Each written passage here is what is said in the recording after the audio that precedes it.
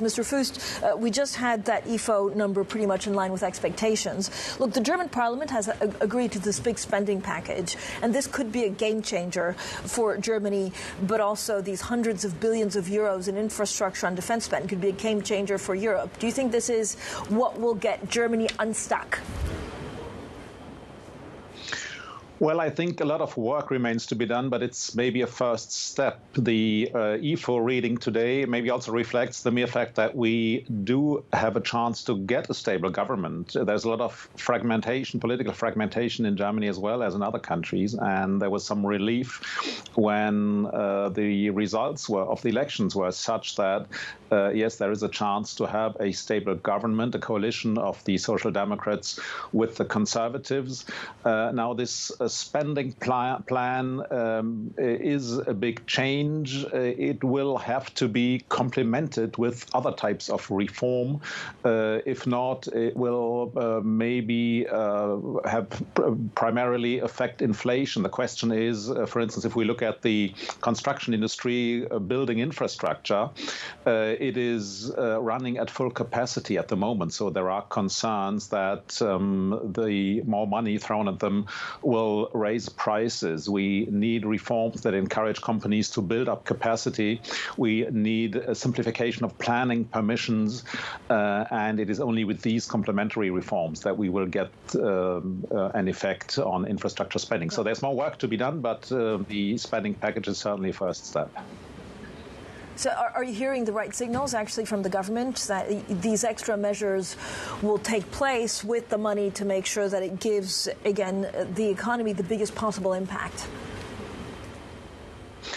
Well, I guess that's the issue at the moment. So what comes out of the coalition negotiations is that there is a lot of disagreement on fiscal policy, on deregulation, and it's not clear how this will play out. The first result is that the coalition negotiations will take longer than anticipated. And I would expect that in the end, the parties will agree on something, but it will probably not be a very ambitious reform package. And that's the challenge. At least maybe in the field of planning permissions, this is not so controversial. Maybe there will be some movement there, but this whole package will remain a challenge. Yeah, a challenge, but overall, I guess, a positive. At the same time, what are companies saying about these new tariffs coming into place? How do they? Is it a net positive, a net minus that kind of cancels each other out if you look at the defense spending, the infrastructure spending, but then this fragmentation of trade?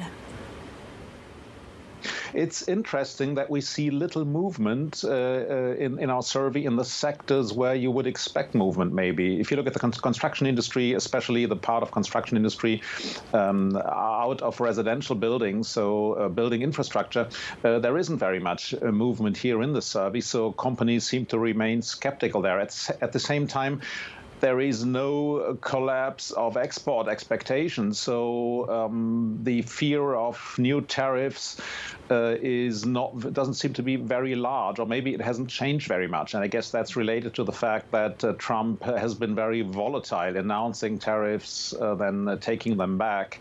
I mean, there is a basic concern about U.S. trade policy, of course, but we haven't seen major changes in these concerns, at least in this survey during the last month. That may change when the Trump administration actually publishes its plans announced for next week, but currently we don't see much in the survey.